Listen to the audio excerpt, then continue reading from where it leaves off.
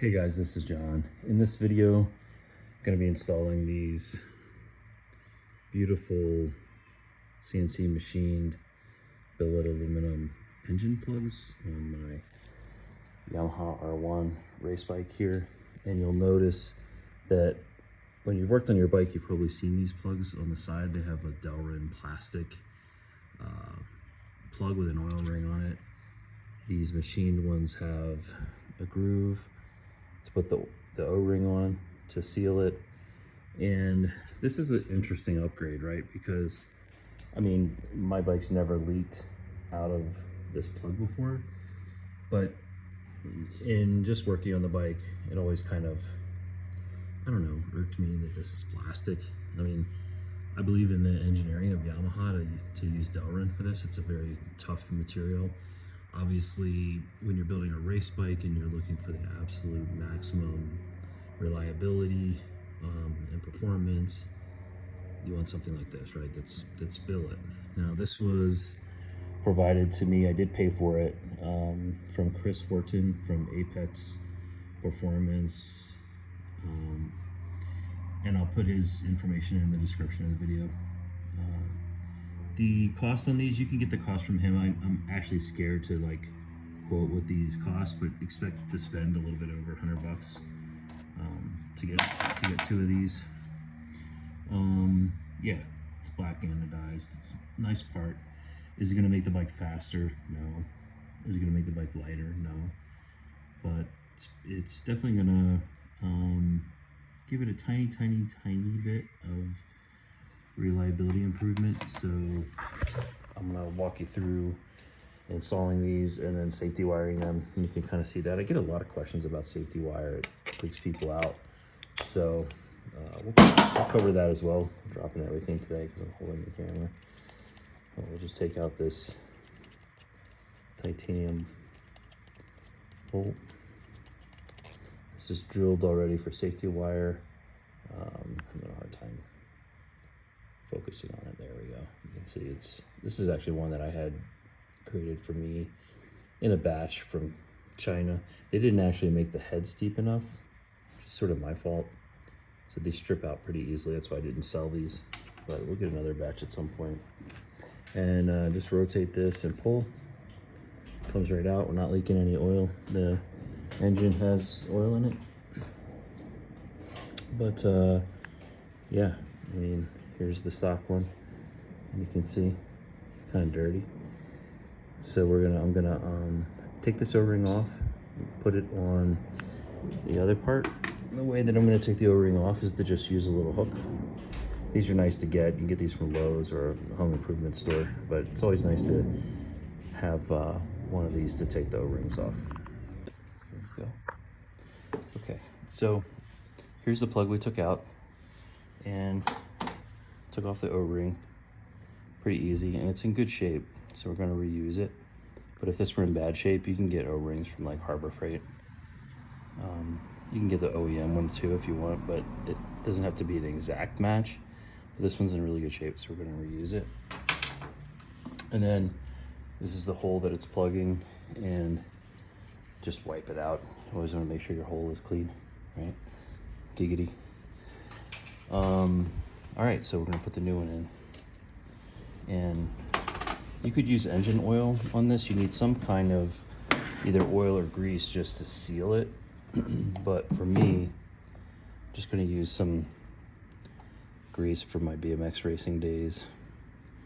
So I put the O-ring on and then just wipe it on here. I'm going to clean off the excess.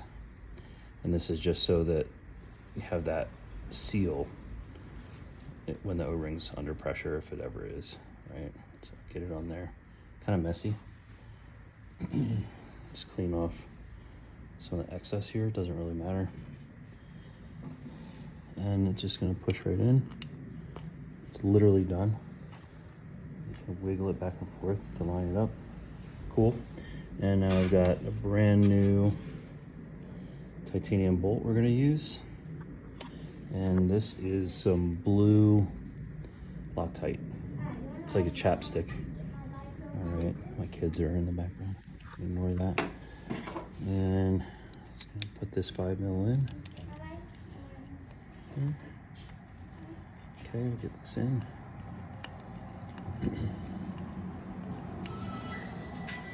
All right. And last step, this is something that I guess most people struggle with, is like safety wire. It kind of freaks me out. I'm just gonna splice this back in. Sorry about that. I had a little interruption with the kids. I know some of you are nerds when it comes to weight. So let's just weigh the stock Delrin plug. And it's 10 grams. And the new one is 20 grams. So big deal. You're gonna add 10 grams to the bike. Who cares? You're gonna make that up on titanium bolts and other things. Right, so no big deal on the weight. All right, so it's in. And the goal here is to safety wire it. So I've got titanium drilled bolts on the generator cover here. And you're gonna pick 2 bolts that are close together. This one has the protective 39N cover on it, so I'm gonna use this one. And the goal with safety wire, I'll show you how this works. I'm using a medium size, this is 0.32. You can get really thin stuff like this 0.25. It's almost a little bit too thin for what we're trying to do right here. And then you can get really thick stuff too. But this 0.32 is what you wanna buy. It's the most useful for this kind of stuff. And you just kind of eyeball this distance, double it, and then add a little bit more. So we're gonna end up with too much, and that's okay. We're gonna waste a little bit, but it's, at the end of the day, it's not too big a deal. And then on the end of this, we're gonna just bend it a little. Okay, kind of make an L shape like that. And we're gonna try to get into one of these holes. We did it on the first try, and that never happens. Lucky us. And then we're gonna pull it through. Get a shot of it here when I pull it. Yeah, see me pulling it through there, like that. And this is, so the theory is that the wire is gonna pull on the bolt. So it should be tightening it, right? And you've got righty tighty, lefty loosey. So we wanna grab the right side of the bolt so that when we're pulling on it, the safety wire, it's tightening. And this is to keep it safe. On the bottom, it's the other side. So we want this one to be on the left side so that the wire is keeping both bolts tight. And that's the proper way to do it. So we'll just pull this until both sides are about even. Okay, like this. All right, and then just eyeball about how far that needs to go. It will lose a tiny bit of length when we twist it, but not too much. So we can just kind of say, all right, right there is where I want to grab it to twist. And then the way that the pliers work is you squeeze them and slide the lock down. Once you do that, they're locked. And then some people get this wrong, but all you have to do is pull this bottom part to spin it. See this? Then you let go, pull it, let go, pull it, and let go. Now that's about the most twists that we want. You can over twist it and that'll weaken the wire, and sometimes it won't even pass tech if you overdo it. So if you overdo it, it's fragile and brittle, it'll break. And we still have enough to get to the hole that we want to reach down there, so we're in good shape. So we squeeze to unlock, and then just pick one of the strands here. We're going to do the same kind of L shape bend to get it through the bolt. Again, did it on the first try.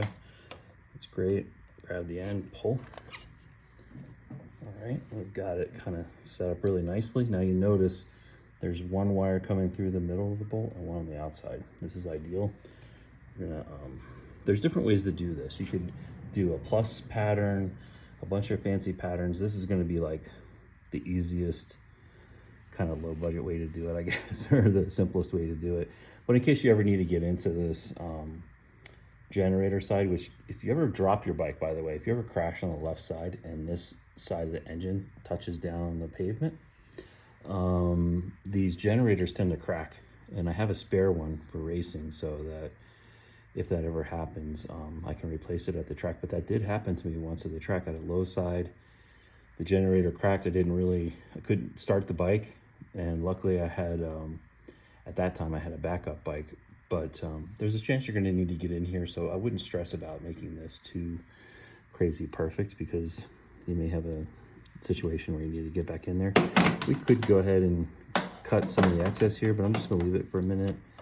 I'm gonna grab this, try to get the wires close together, pinch it, and pull it in the same direction. Now this one I went a little bit tighter on the twisting, but that's okay because this is just the pigtail end of it. It's not actually the part that's doing most of the work here. And then we'll cut the excess. And then this is also important. This can actually stab you. You can get hurt on this. So this is very sharp, and you want to kind of grab it and bend it around if you can. See if I can do that kind of easily here. I'm bending it just to get it out of the way a little bit, but that's perfect, right? So it's pulling this side and this side, and we're all done with this mod. Our plug is in there, looks awesome. Just the kind of final thoughts on this. You know, is this thing gonna leak?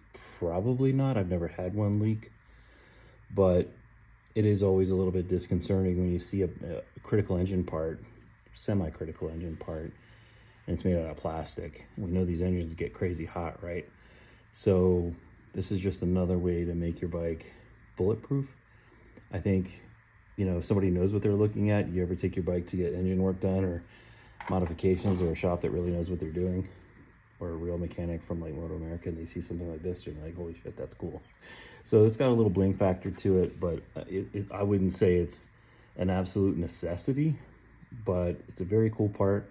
It's well made, price is right, kind of a no-brainer, just a little extra thing you can do to make the bike reliable. So I really like it. It only took a few minutes to install, so there you go. There's the review.